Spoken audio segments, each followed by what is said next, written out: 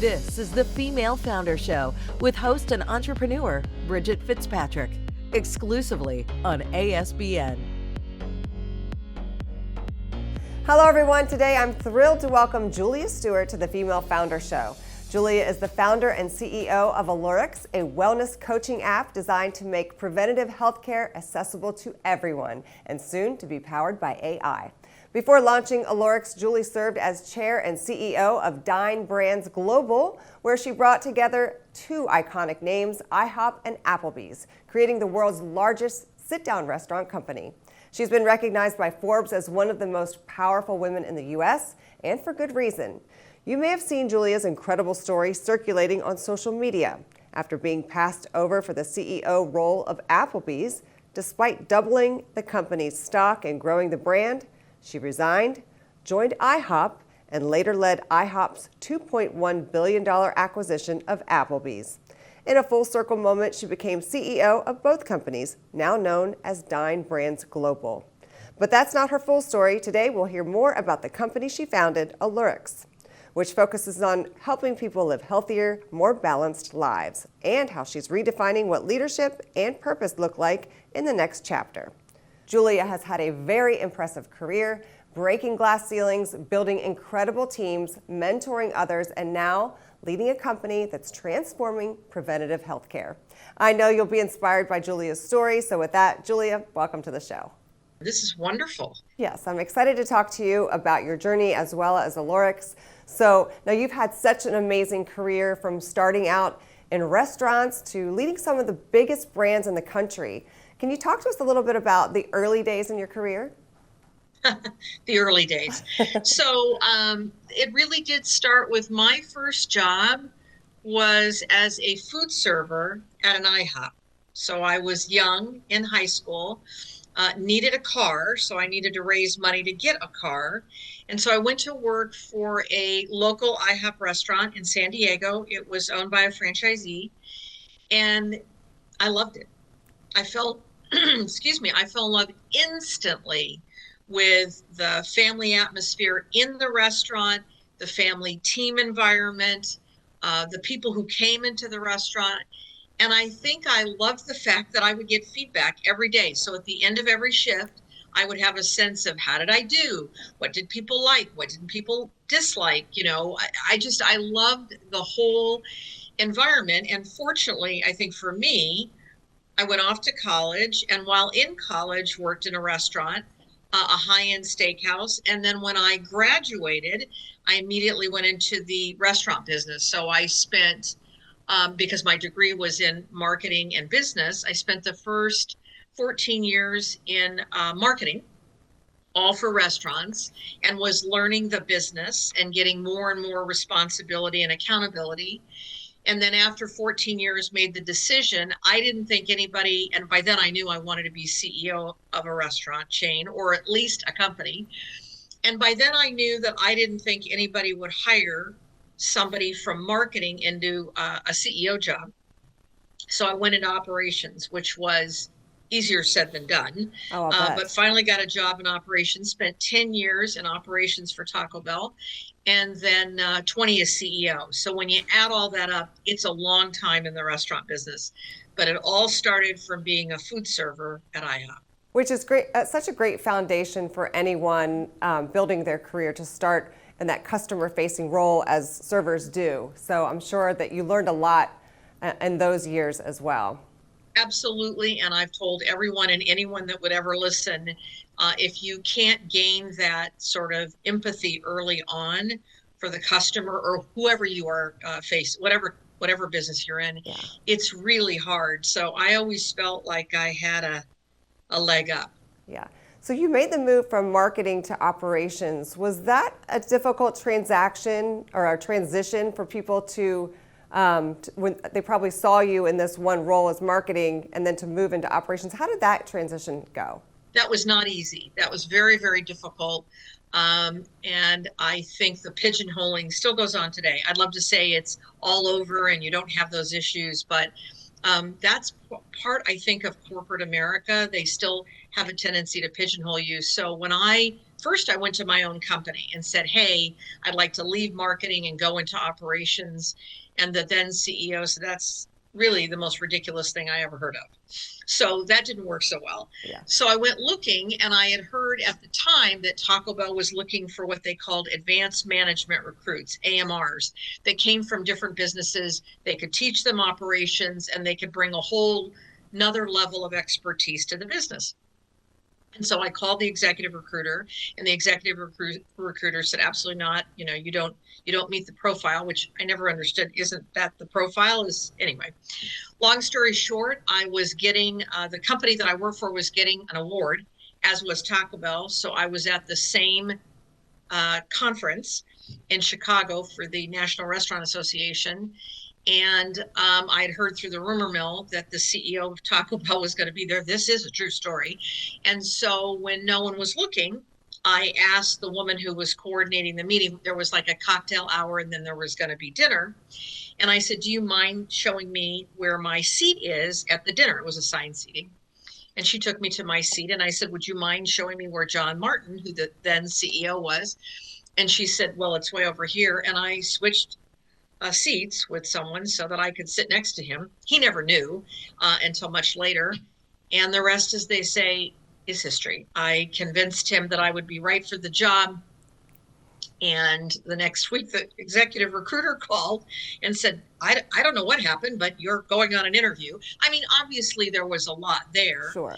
And I convinced the people that I was interviewing with, and I got the job. But I often wonder what woulda, coulda, shoulda had I not done that switching of the dinner cards. I mean, who will ever know? But Right. It just goes to show you I created a little bit of my own fate. Yes, and two big lessons there. You do not take no for an answer, starting with the previous company. And No. then also taking advantage of an opportunity. You looked for it, you found Right. it, and you went for it. So two big lessons there for Exactly sure. right. Yeah. Now, let's Exactly. talk about, now you've made the move from your massive success in the restaurant world to launching a wellness company, and that's such a big shift. What were some of the challenges that you faced taking this leap?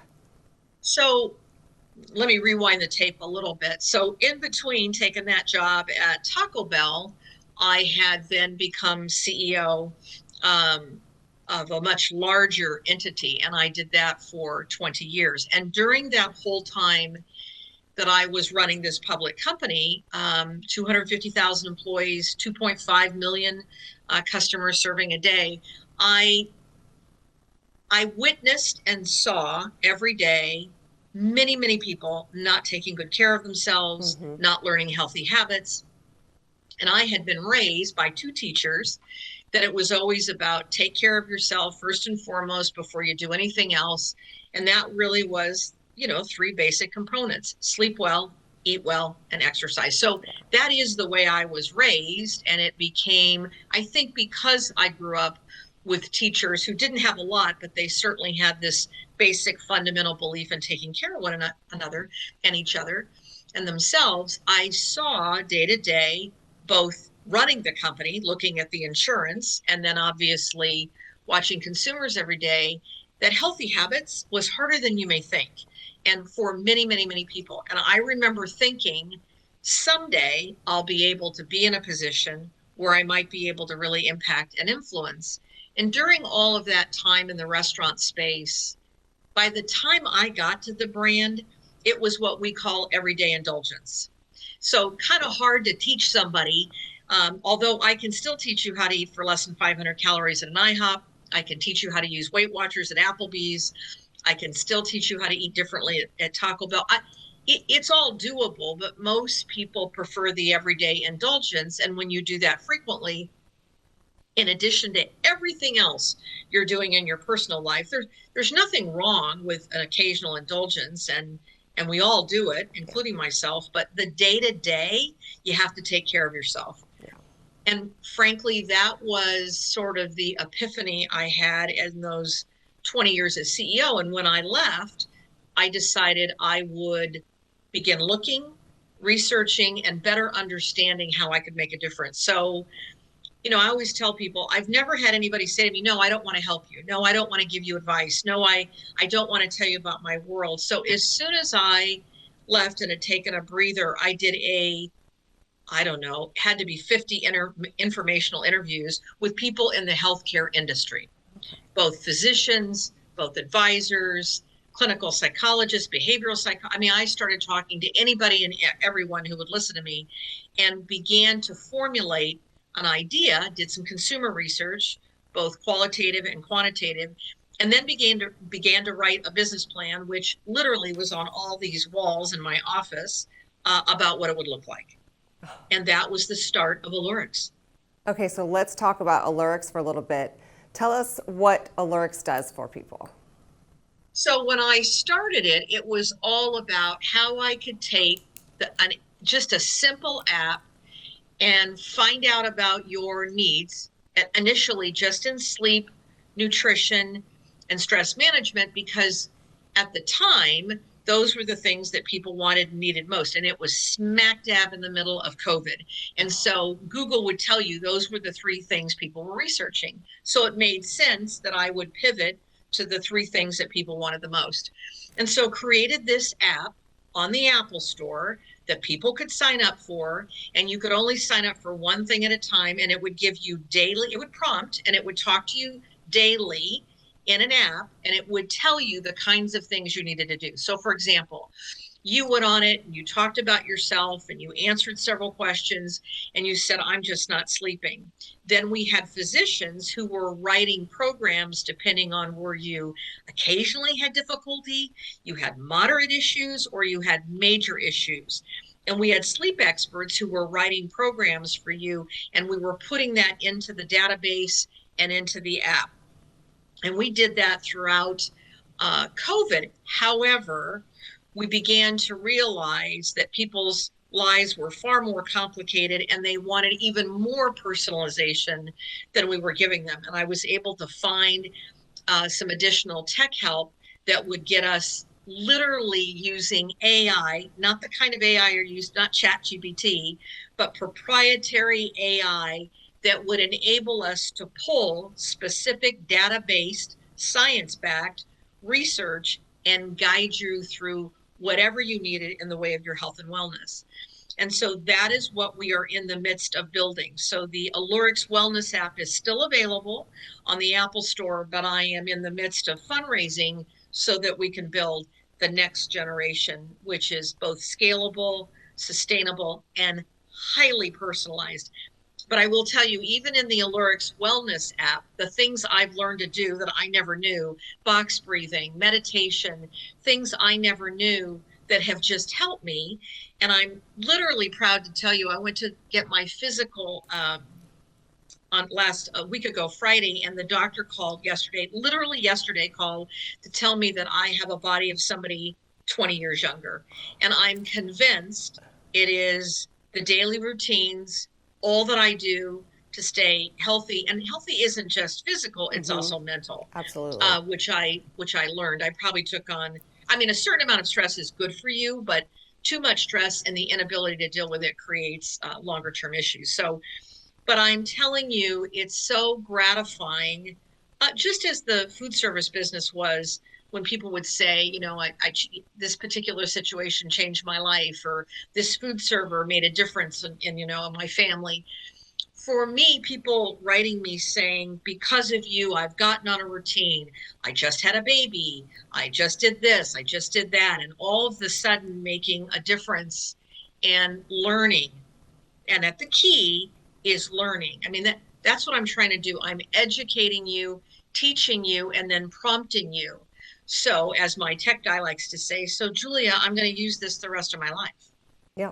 And for so many people now, especially, they want to know, they don't want someone to just tell them what to do. They want to know why they're doing it. Stress management is a huge part of that. Yes, exactly. And how? Yeah. How do I do this? And so the doctor, my actual doctor is also helping as well. She really became infatuated with Alurx. And like she said one day, look, Julia, I write doctor's orders all day long. I tell you the what. I don't necessarily tell you the how.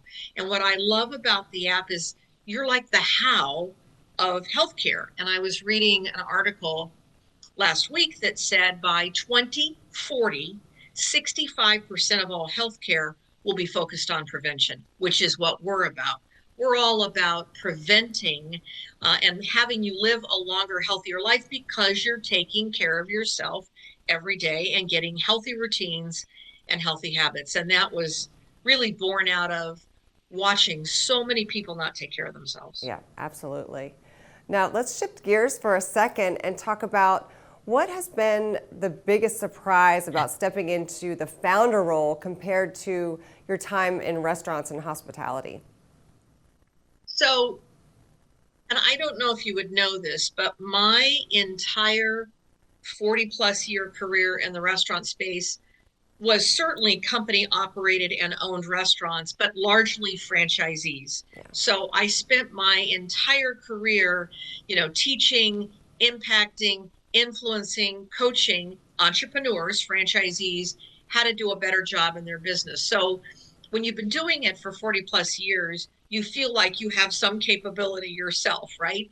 So part of that, the transition, which I think people don't readily realize, came easy for me because I had spent 40 plus years coaching and educating others. So that part really wasn't difficult. I think, and think about throughout my career, whether it was doing M&A or financial analysis or whatever, dealing with banks and borrowing money or paying down debt or high finance, it all came easy, right? Yeah. But when you're doing it on a small scale and it's you and it's your business, it was much harder. So I would say for me, and attracting and finding a great team wasn't difficult. I mean, I'm very blessed that I have come across some wonderful team members, and that part's easy for me. I think the most difficult part was raising money. And it was probably... It wasn't initially, the friends and family raise was easy, but now raising this next round for significant money, it's been very interesting what I have learned about VC and private equity, which in the United States, not outside the US, but in the US, 98% of all venture capital money goes to men, does not go to women. And so that was sort of like a statistic, like, surely that can't be right. Yeah. I mean, right. I remember the first time somebody told me that fairly early on in doing this. I'm like, no, that can't be a right statistic. I mean, surely there's a problem. And so when I went back and validated it, it's absolutely correct. And I'm not sure I can tell you why, but I can tell you that when I actually get people on the phone and I explain my 42-year career and the last 20 as a public CEO, and, taking businesses from little to big and taking the company I last worked for from 400 million in market cap to 5 billion, people are like, what? And now doing this, there is a bit of a morphing, but I still think it's an interesting dynamic that I think in our lifetime will change, but it's been slow to change. And I also think it is for many women that I speak to weekly and that I still do some coaching and mentoring for, it's a deterrent.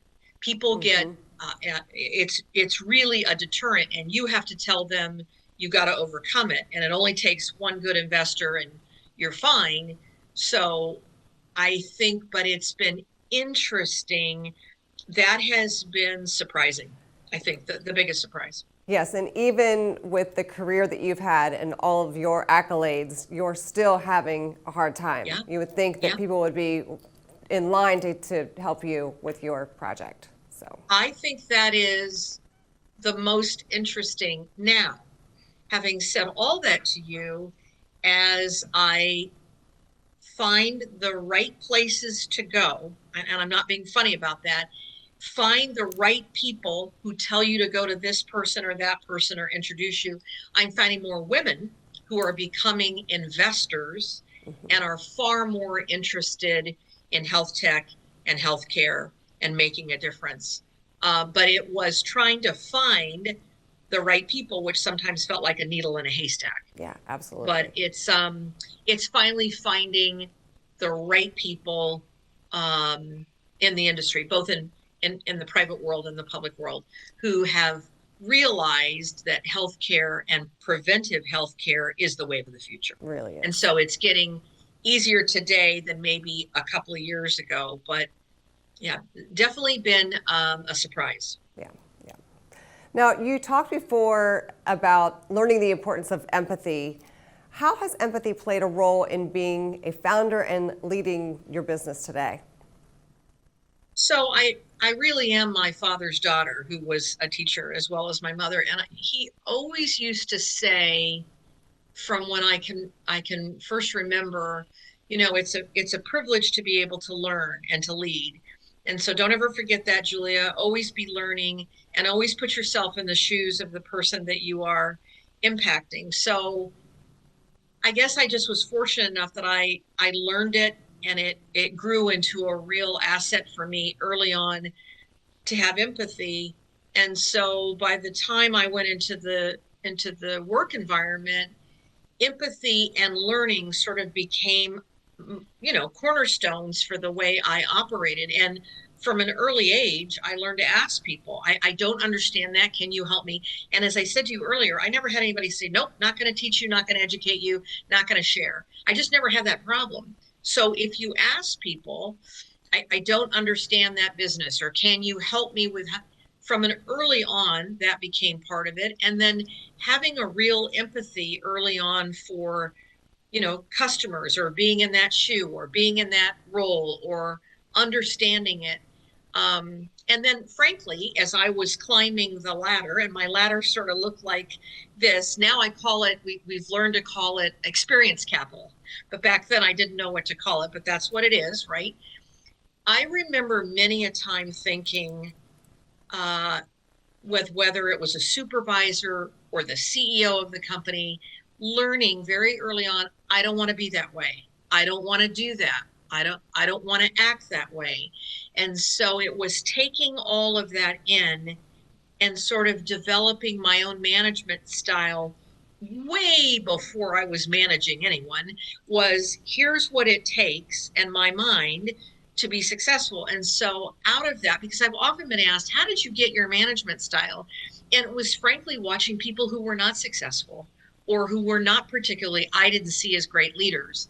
And so it was learning and empathizing, I could do this differently and better. And then ultimately, not only does the empathy make you a great leader, a great mom, a great sister, a great friend, a great wife, a great whatever, but it also helps you in being a great producer of a product that consumers love, whether that's in the restaurant business or in health tech.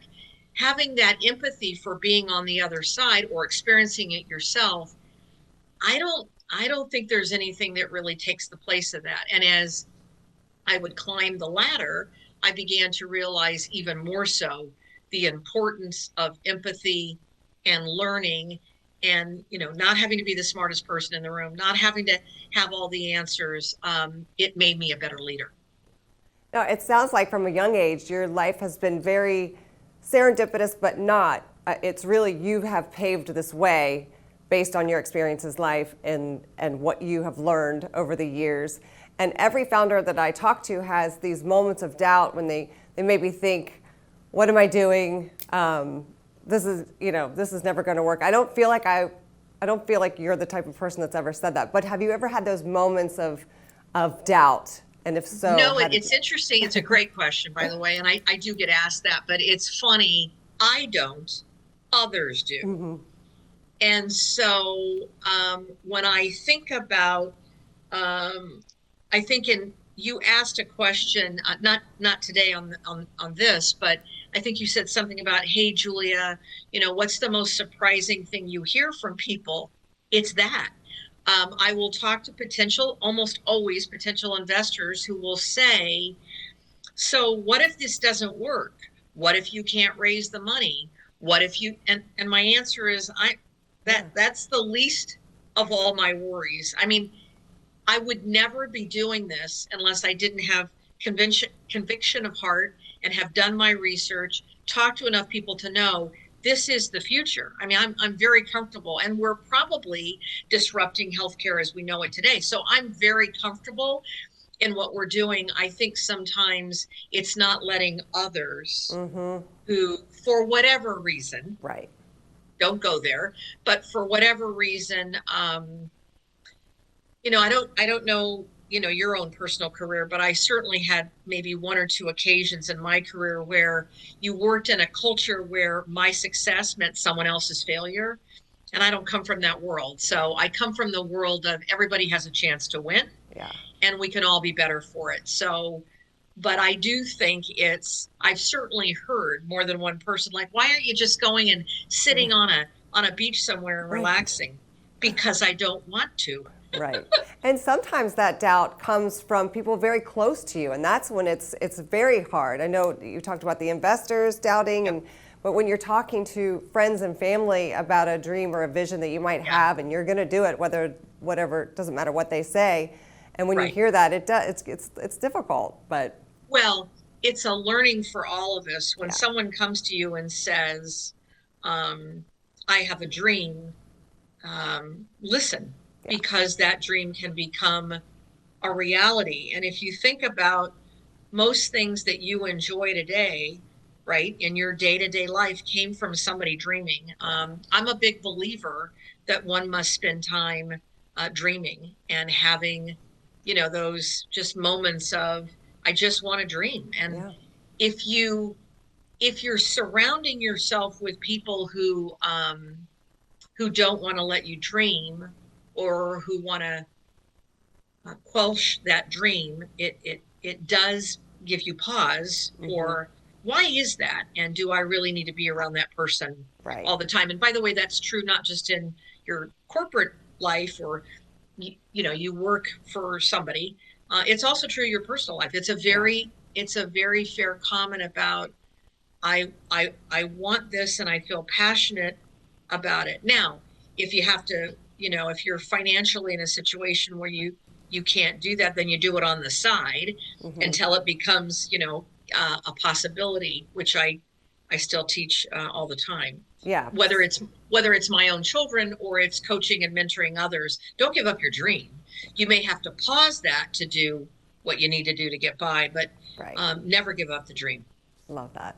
I saw a podcast that you were on recently, and you mentioned someone when you were very young told you, I think it was a teacher, told you that you can be anything that you want to be. I think that's so important as leaders as we're, building a team and talking to people every day to keep that mindset in front of them. Talk to us about the importance of that, because I didn't have that, and it made things a little bit difficult for me, things I still work on today. Am I enough? And all of the things that so many women and men deal with every day. But talk to us about the importance of when you are mentoring people, how to make them feel like they can do anything.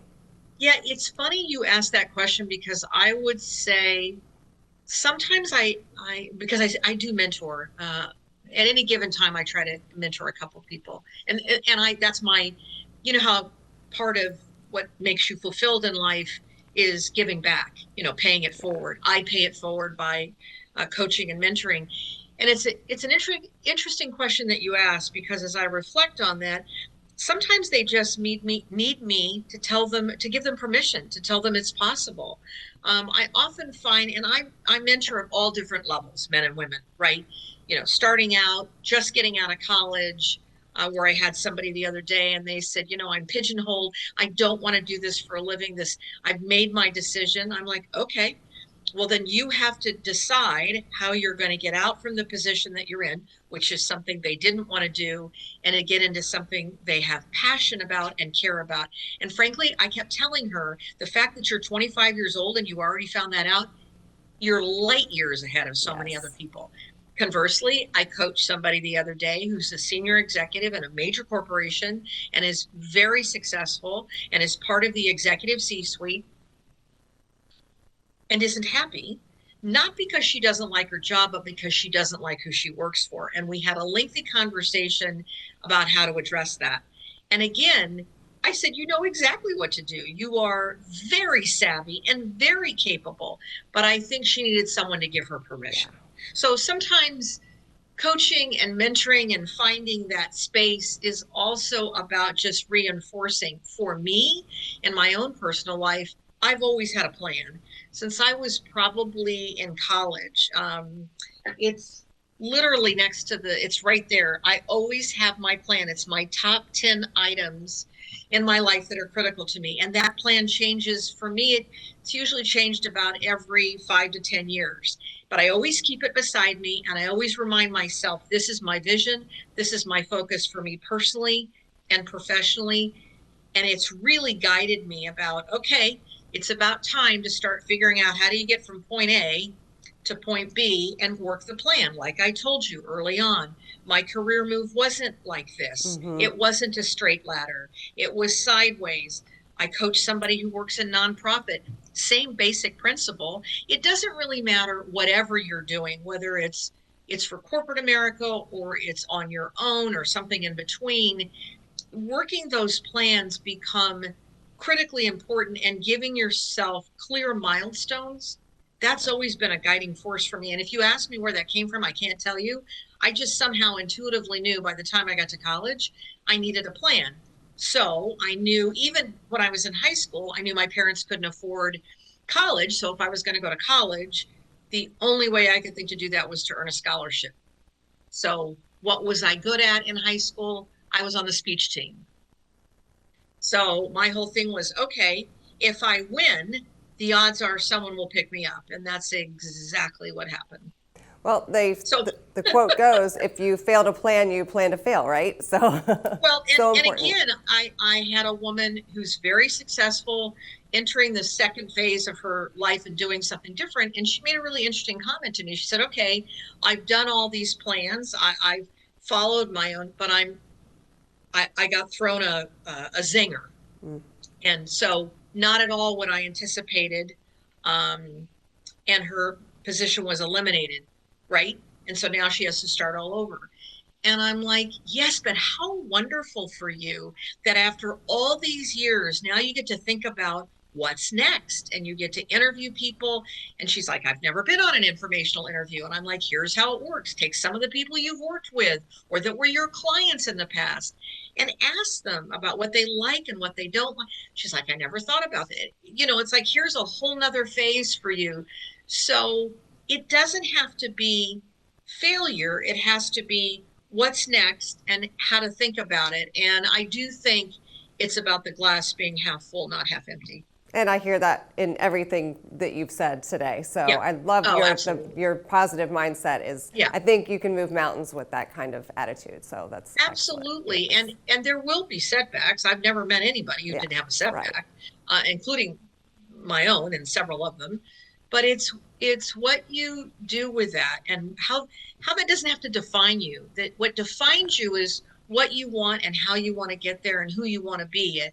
The definition is all about you. And I know we know that, and I think intuitively we know that. It's the practicality of it that sometimes needs a refresher or a reminder, or to your point, someone in your sphere of influence who can say to you, you got this. Yeah, it's so important. Now, you have built incredible relationships over the years and worked with so many different types of people. I've even heard you talk about how you're good at reading the room or reading the table. When you're deciding to work with people now or bringing people into the company, are there any must-haves that you look for in those people? Yes. And it's honestly, it's not any different than when I was CEO of a public company. Many people will say to you, most people will say to you in an interview, I'm a team player and I want to be on a high-performing team. And not everybody really does. Right. They say they do, but then they exhibit signs that say, I don't want to be a team player. That's right. I want to do my own thing. I don't like to work with others. You know, I always am critical of others. I don't want to hold myself to the highest standard. Because when you're on a high-performing team, that means your peers are giving you constructive feedback. That means your peers are saying, you didn't do this, and I'm frustrated with you. That's a high-performing team.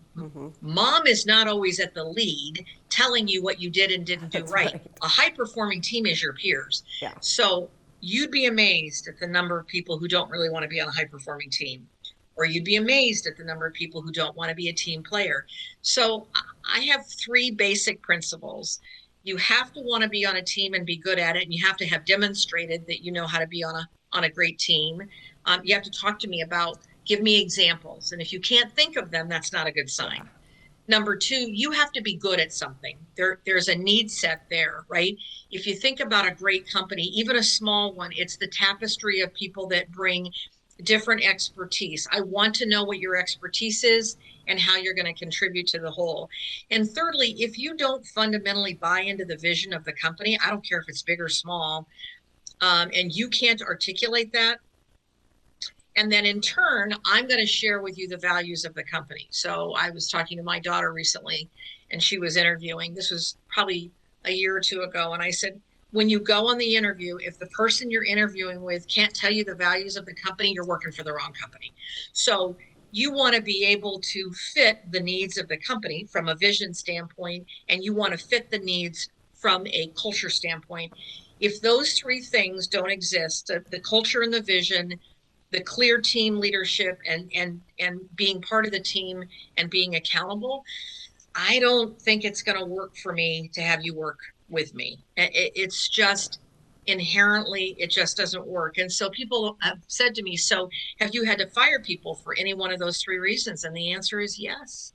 Especially since I interviewed you, I told you what the 3 non-negotiables were, and you promptly became not a team player, didn't want to, support the vision, right? Mm-hmm. I mean, those are like classic.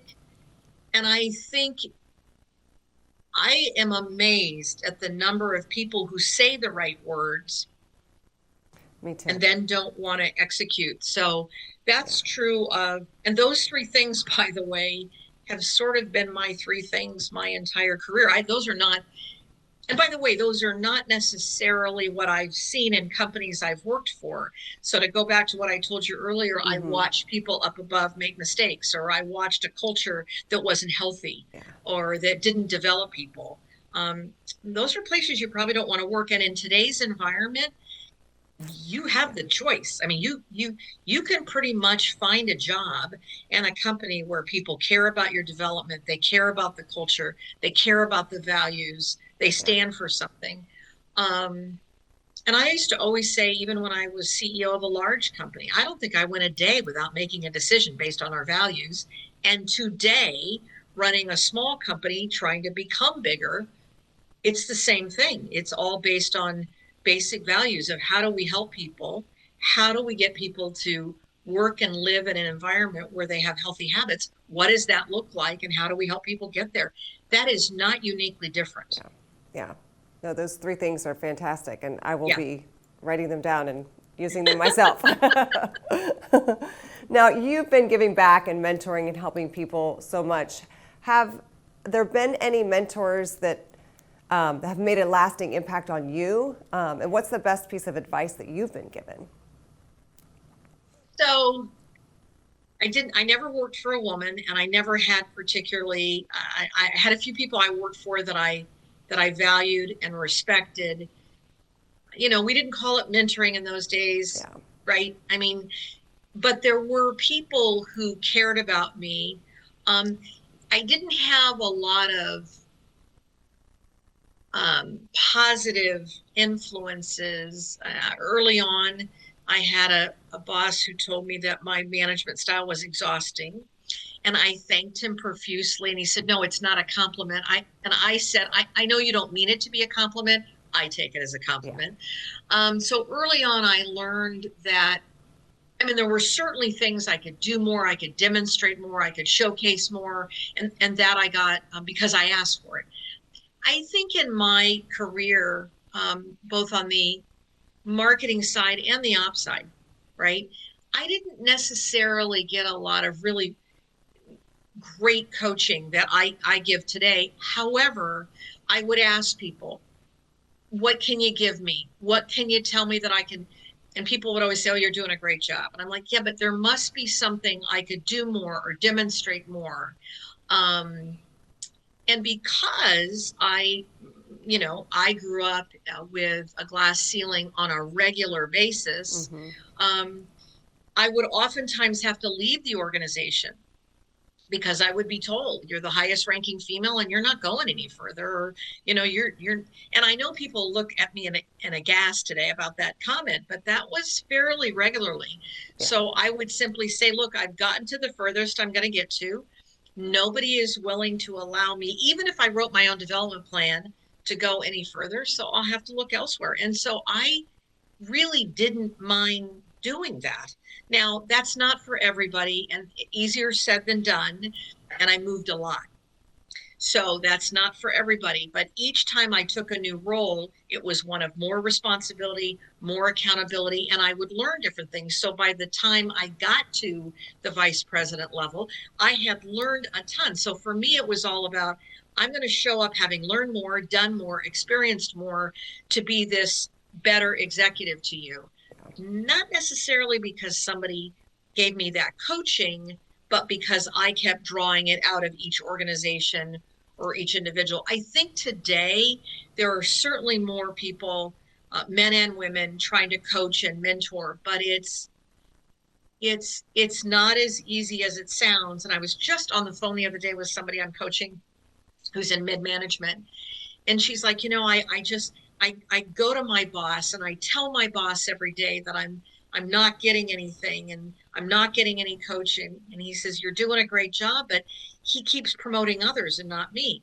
And I said, okay, now we have to have the difficult conversation about, do you work in the right environment? And do you have the right, or do you have to think about doing something else? I mean, it's okay to say, I've done everything I can possibly do here. I've learned everything I can. I've brought forward my development plan, but it may not be the right long-term place. Again, I don't say that lightly. Yeah. I say that with a great deal of thoughtfulness, and it's also about where you are. Yeah. And how important, can you do something else, and can you look for that, and are you very thoughtful about that process? Oftentimes I find that people haven't written their own development plan, right? They're waiting for somebody in the organization to say, here, do this, and that's really not how it works. Yeah. You look around and you recognize, I don't have any skill set here. I'd love to volunteer for that project. Early on, I think it just came intuitively to me. I would volunteer for the projects nobody else wanted. I'd go to the places that, I talk about that fairly regularly. Early in my career, I kept being transferred because I would take the job that nobody else wanted, to go to the place nobody else wanted to work at, where there'd been all these problems. I'm like, oh my gosh, let me try turning around, a situation, and it was incredibly valuable that I could then go to the next position and say, yes, I spent a year and a half turning around a market that was unsuccessful, made it successful with the help of a lot of people, and grew the business. And go call them and ask them, they will tell you. But that came from recognizing, I've done as well as I'm going to do here, but I look over there and I see all this opportunity. I'm going to volunteer for it. No, maybe I don't know everything and I'm not exactly sure how I'm going to do it, but once I get in the position, I can, make it work, or create the lemonade out of lemons. And so early in my career, not even realizing I was doing it, I became a turnaround expert because I would go into these places where they had failed. Yeah. Yeah. And I think some really great advice you just dropped there was to speak up. Speak up if you want something, or you need more to do, or you want to turn something around. And I think I would say, of all the mentoring and coaching I talk about, probably that single, I call it a gift, that single skill is not as readily, that one's hard for a lot of people. It is. To stand up and say, I'm not getting what I need more of X, Y, and I thought that was generational. It's not generational. There are certain things I think that are more generational than not. I think early on, a lot of us paved the way with, there's still a glass ceiling. for people of color, for women, but I think it's less prevalent than it used to be. I think today there's still this hesitancy to say what you need, or to ask for the ask. Yeah. And it's hard as a leader because you want Yeah. people to speak up, but if it doesn't come naturally or if it's difficult for someone, it's hard to navigate that situation. Yeah, and I think teaching, I think the thing I learned early on, and I'm not sure how or why I learned it, but people would come to me and say, I don't like so-and-so. This is too difficult for me. I have a problem over here. And I remember early on, I intuitively saying, and what would you like me to do about that? What would you like? You want me to go to your peer and fix that? Yeah. Or wouldn't you rather build that relationship and fix that yourself? I can certainly give you some coaching, but eventually coming to the boss every time you have an issue and expecting the boss to fix it is kind of like a command and control 1950s environment. Yeah. That's really not how that's not how corporate America, or frankly, nonprofits or small companies, that's not how it works anymore. Right. You got to fight the good fight. Right. Now, if it's intolerable or there is harassment of any kind, that's a whole different scenario, for sure. which I experienced as well. But, again, what did I do when it wouldn't get any better? I went somewhere else where I knew it would be. I mean, you have to be, again, I don't want to paint a negative picture. I want to paint a realistic picture. But I also think one of the things that people are so worried about finding a job, they don't ask the right questions in the interview. It wasn't the right job to begin with. So getting that fit, I probably talk about more than any single thing when I'm coaching, mentoring, or talking to my own team. Let's make certain we have a good fit here and that person fits in the whole environment. Remember, as you bring a new person on the team, it's everyone's responsibility to make them successful, not just the boss. That's right. I mean, I know you know this, but sometimes a lot of this is intuitive. It's just not as easy to execute. That's right. That's right. You usually know pretty early on when they're not the right fit. They might tell you everything in the interview that, they are a team player. They want to be highly successful and move up in the company and all of these things. And then you realize pretty quickly when they don't.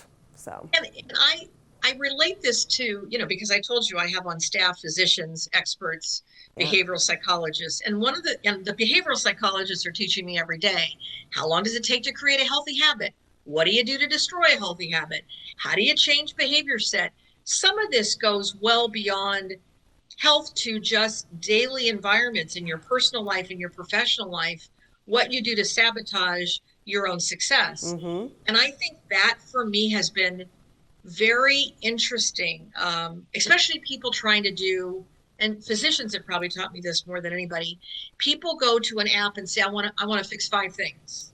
Well, it really doesn't work that way. Yeah. You aren't going to fix 5 things at once. If you focus on one thing and get it down and feel really good about it, so it starts coming pretty easily to you, then you can start moving on to other things. But you're always going to have to be reminded, some kind of prompt engineering, which we have, about how's it going today? Are you remembering to do all those things you said you were going to do for sleep? Right? Because as you know better than most of us, that's all integrated. That, your sleep, your nutrition, your stress management, all of that's related. Yeah. And so if one of those things gets out of whack, the whole environment gets out of whack. Absolutely. Absolutely. So what advice, for those that might be thinking about starting a business, what advice would you give to them? I know. It's a loaded question. Well, I think fundamentally, the fundamentals, and I think I wrote a seminar about this and did it. If you go on Alurx.com, you can actually see me talking about, you really have to have a clear vision, something that you feel passionate about. It has to be differentiated. I don't care what it is, a service, a product, whatever it is. it has to be unique in the marketplace or it won't be successful. So starting a business where you have clear conviction and vision, you've done your homework, it has a differentiator, and you're going to stick to that path, and you're going to surround yourself with people who will help you get there, especially experts or advisors. I can't underestimate the power of those three things. For me personally, even though I have all this experience, ridiculous amount of experience, I still wanted advisors who could help me in the healthcare industry, in insurance industry. And so those kinds of advisors, and again, you have to find a certain kind of person who wants to help you, which I've been very fortunate. I mean, I couldn't speak highly enough of my advisors that do this out of the graciousness of their own heart because they believe in the vision of what we're doing, right? So you need like-minded people, and these advisors have been invaluable in growing our business and getting it to the next level. So I don't want to ever underestimate that. So let's say you're not trying to start a new business. You still need to find those people.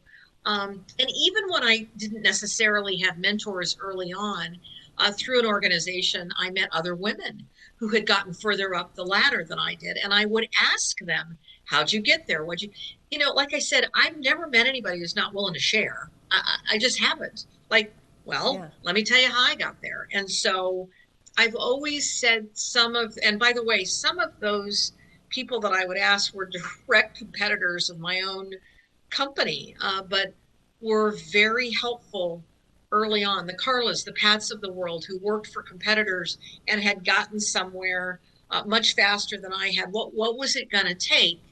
And they had come from different walks of life. And it was really interesting. Much of what they described to me is what you and I would call nuance.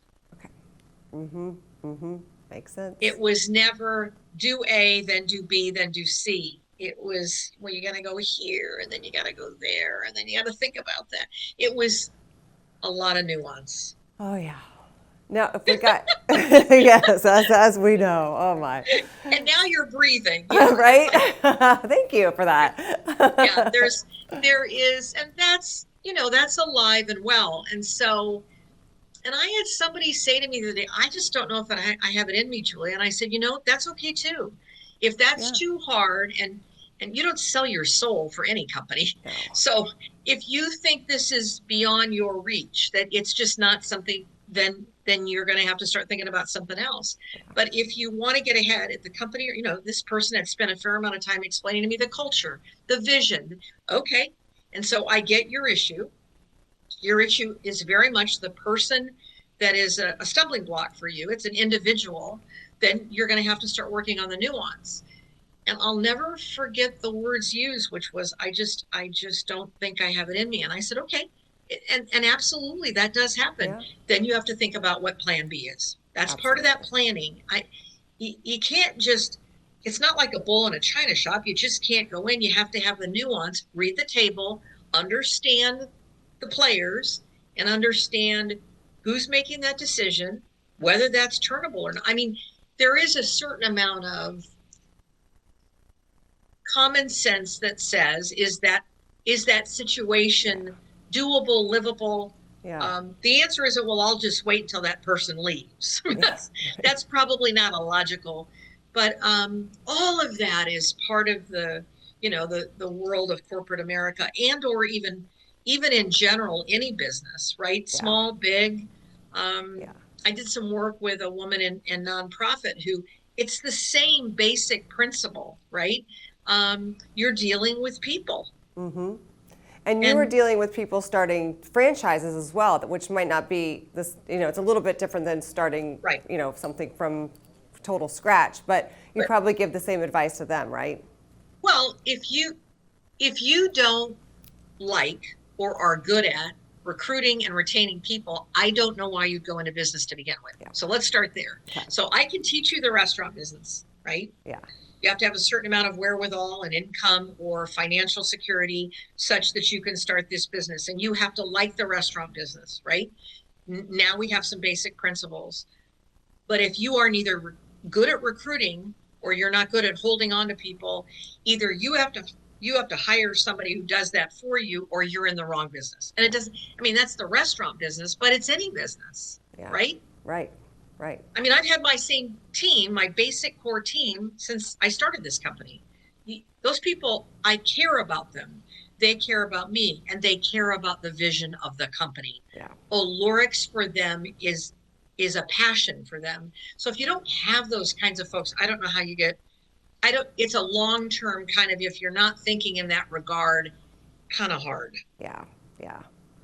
So let me ask you this, with the app that you've developed and all that goes into that, and specifically what the app is about, what does your morning routine look like if you have one? Are there any non-negotiables that you have throughout your day?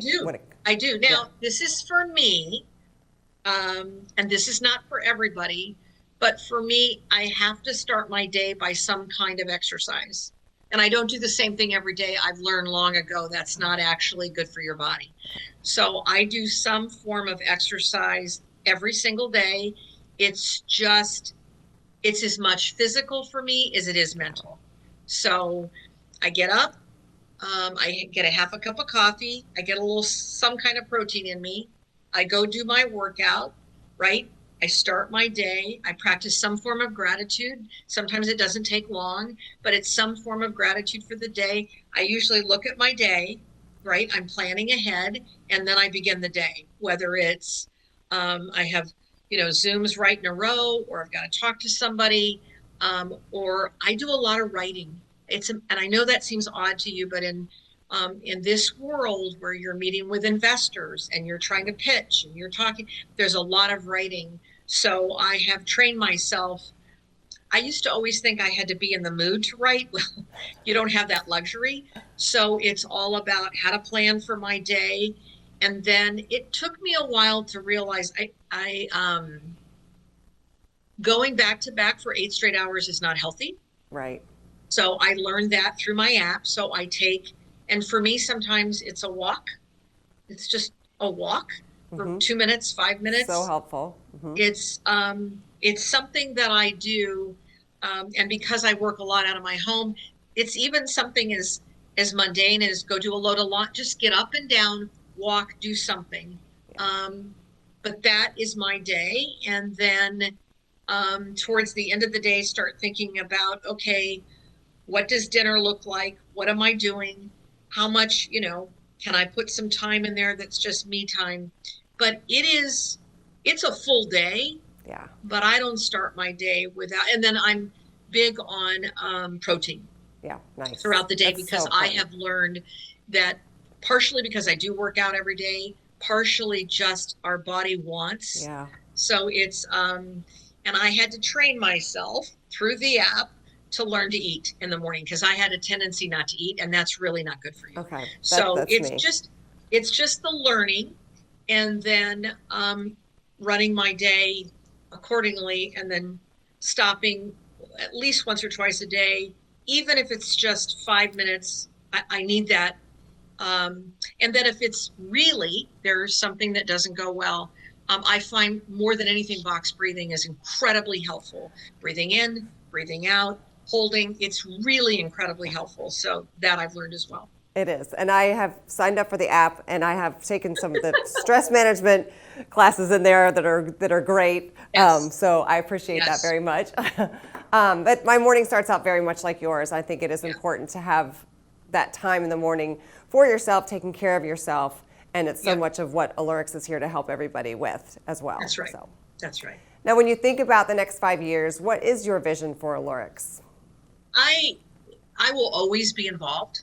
I mean, for the rest of my life, whether I'm an advisor, whether I'm on the board, whether I'm just a participant, I will always be involved, because it's life-changing. Yeah. So for me, this is my dream come true. So I always want to be involved in it. And whatever that looks like in the next 5 years, my ego's in check. If the next 5 years involves the next generation, for somebody to take it to a whole nother level, I'm very supportive of that. I don't need to be at the helm to be to feel good about and proud of what we've accomplished. But I do see myself involved one way or the other for the rest of my life. Fantastic. Well, you should be very proud of Alurx and everything that you've accomplished so far in your career. I can't wait to see where this goes, and I'd love to maybe we'll have to follow up on this. I promise. Yes, awesome. You go on the list. Well, it's been such a pleasure today. You've really been so inspiring and helpful. I know everybody watching is going to get a lot out of this, so very much appreciated. Thank you so much for giving us all your time today. Thank you for letting me come today. That was fun. Good. This is the Female Founder Show with host and entrepreneur Bridget Fitzpatrick, exclusively on ASBN. If you're a female founder and would like to help other female founders with your inspiring story, we would love to hear from you.